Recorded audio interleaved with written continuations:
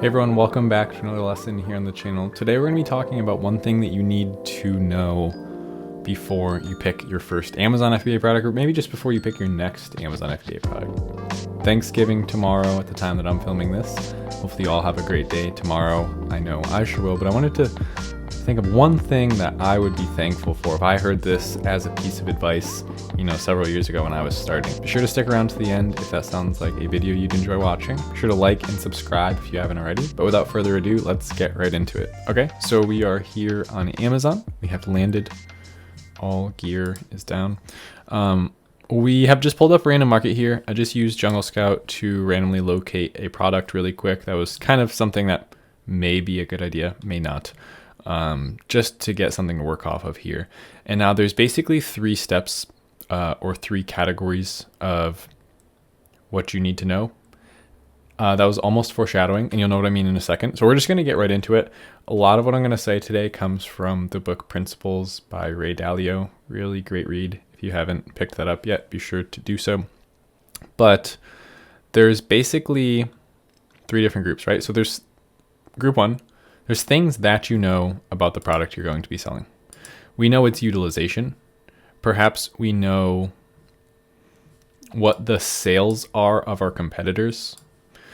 We know the number of reviews for our competitors. We can quantify these things. We know these things about this market. And if we don't, we could figure it out. We know how long the sellers have been selling. We went to one of their sales graphs and looked at all time. We could see when they started selling. For instance, this one started in October. They've been doing great ever since. We also know what brand it's sold by. You get the point, right? There are things that inherently, when you have a product, if I asked you questions about it, you would know the answers to these questions. Now, the second group, a little bit more worrisome, but it's okay because you can learn them. There's things that you know that you don't know. So I know that I don't know how much these companies are spending on ads. Yes, they may have $20,000 in revenue, but I can't possibly know how much they're spending on sponsored ads per month. They may be spending a very big majority of that or very little of it. I know that I don't know if these companies are using a large amount of outsourced or external traffic, external ads to get the sales that they have. I can't necessarily figure that out right away. I know that I don't know exactly who my target audience is, perhaps. And this is a list that is something that you should be checking off. What do you know that you don't know? And then figure out the answers to those questions, because the very fact that you know that you don't know them, you'll be able to get answers for them. If you don't know, something, you could usually learn the answer to it. But group three, this is really what this whole video is about. And this is the one thing that you need to look out for and maybe spend some time with and really let this sink into your head. There's things that you don't know that you don't know. So maybe the phrasing here is getting confusing. But there's things that you aren't even aware of the fact that they could be issues. These are variables that you don't even know that you don't know about them.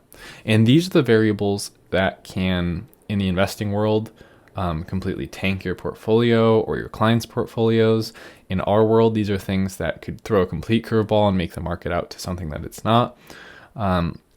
These are things that you have to basically put yourself out on the line. I'm going to use another analogy here. This one, I forget what I think I heard this from Ty Lopez years ago.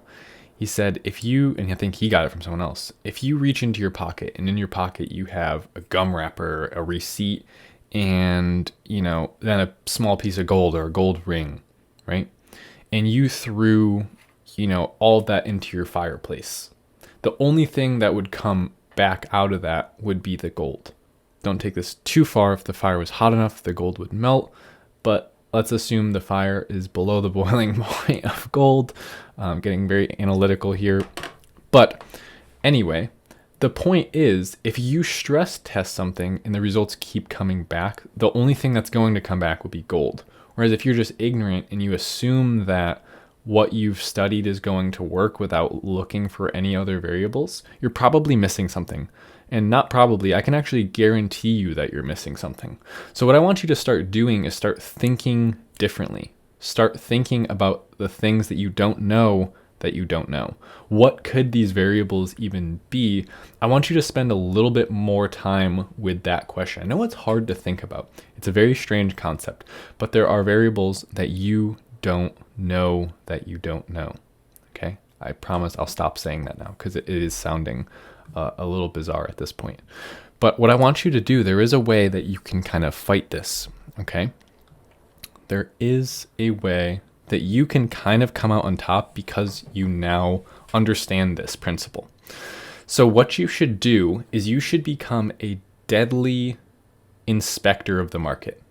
Get to know every one of your competitors and get to know who's the top performer and perhaps why. The why is usually where you'll get to the parts that you didn't understand before. Who is the worst performing competitor, or which several brands make up the bottom of this market, and why is that?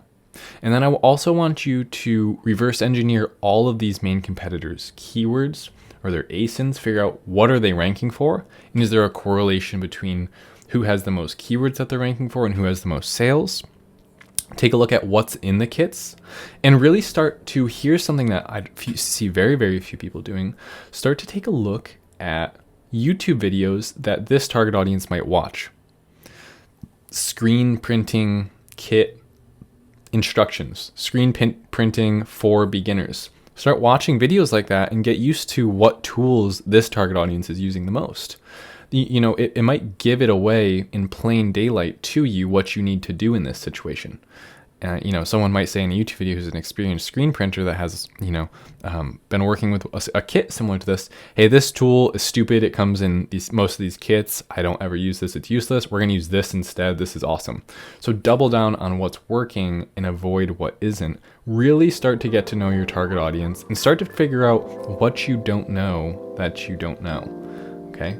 I'm going to leave that with you. I am going to go enjoy my Thanksgiving. But thank you so much for popping in. I hope you enjoyed the video. Be sure to like it if you did and leave a dislike if you didn't. I will see you again next time on the channel. And thanks so much for watching. Later.